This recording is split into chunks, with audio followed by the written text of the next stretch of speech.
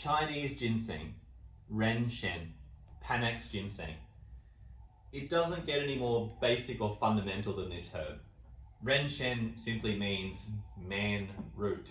So it's such a staple in Chinese medicine. It's one of the most studied herbs in pharmacology, in Chinese medicine pharmacology. It has been around since the beginning of Chinese medicine. It's super, super important. There's so much to say about this herb, so I will be as brief as possible. When you look at Chinese herbs, you really want to think about where they are originally grown.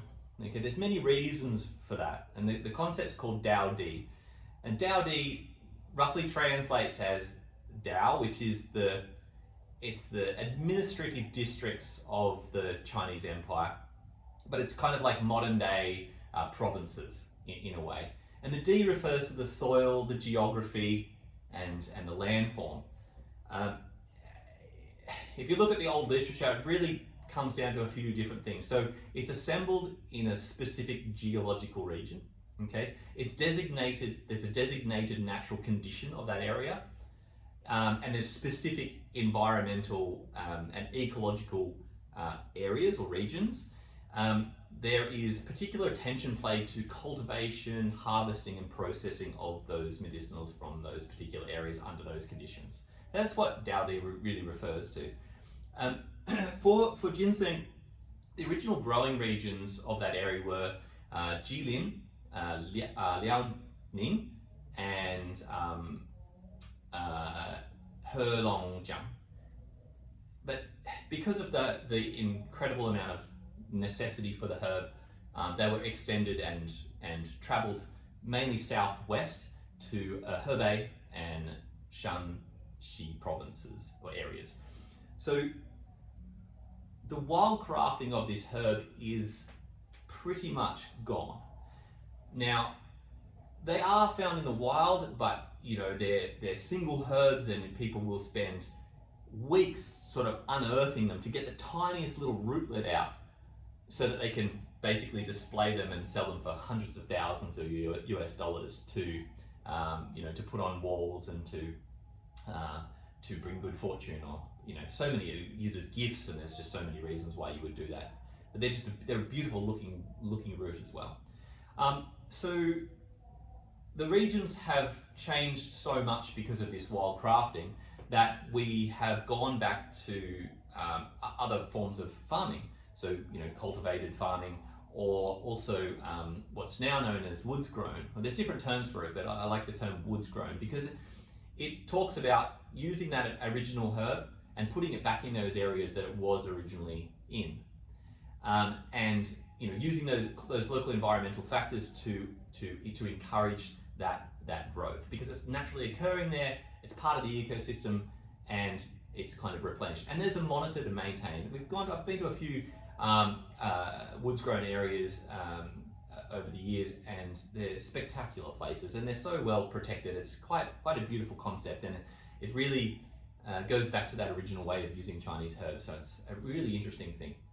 It's not really what I want to talk about, but it is a very fascinating subject. So nowadays, really what we're looking at is the herb. You can get it from everywhere, right? So in the Shenlong Benso Jing, so in the original herb, in the original textbooks of the Chinese pharmacopoeia, the Chinese Materia Medica, called the Shenlong Benso Jing, it was considered sweet and slightly cold. It supplemented the 5 organs, the 5 viscera. It quieted the spirit, settled the soul. It eliminated or reduced palpitations, eliminates the evil qi and brightens the eyes, opens the heart, and sharpens the wit. Right? You become smarter, I guess. So later years, it was used for other reasons. Warm the intestines. There's pain in the abdomen, pain in the chest, kind of a drum-like pain in the chest, fullness in the chest and the ribs, sudden turmoil, which is retching and all sorts of nasty things. It regulated the center, stopped blood obstructions, and reduced accumulations. They're basically a softening, nourishing herb, effectively. Now, what I really want to talk about is the active constituents in this plant and why using different species, different parts of the plant are important. It's the main active ingredient in this is ginsenoside, right? So ginsenoside, ginseng, oside, a fancy word for saying there's ginseng in it. You know, this has been isolated in later years to things like RG1 to RG5. Effectively, they're just basically a concentrated version of these steroidal saponins or triterpenoid saponins. These are found mainly in the tiny little roots. Now, when you buy ginseng, you can get these huge big roots. If you can get a ginseng this big, it's like super rare, and right. But nowadays, depending on the age of them, they'll only be sort of this thick. This is an example of the head of a ginseng root. It's nice and thick, you know, cultivated, because you wouldn't be this in the wild would be so ridiculously expensive. So it's cultivated. But to be fair, there's not much in it. You know, there's not much active ingredient in it. Well, it looks great, it tastes okay, but how much of the actual active component is in this herb?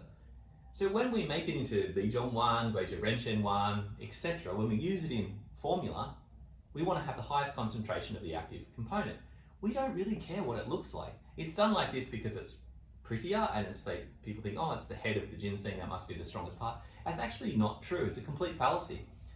The strongest concentration is in the tails, in the tiny little sections. As a conservative estimate, based on what I've read and what I've discussed with colleagues and other practitioners, is the minimum of this is it's going to be 3 times the amount of ginsenoside in these little roots. The reason is because most of the alkaloids in a plant are hidden between the layer, just underneath the bark and the center of the root, right? In this midsection. This section is where you have most of the active constituents, most of the active components. So when you use Ren Shen, it's very important to use these tiny things. The good thing about it is they're actually cheaper, because ginseng is a very expensive herb. So you're actually, you know, maximizing on the efficacy, and you're reducing the cost to your patient. Now, what happens, because of this price, people have basically just used adulterations, like Ginseng is a perfect example of that. And we don't want to do that. It has a completely different function on the body. So now we can, and that's what we do. And we've always done that. Just wanted to let you know that's what we do. And hopefully it helps you to use this herb better.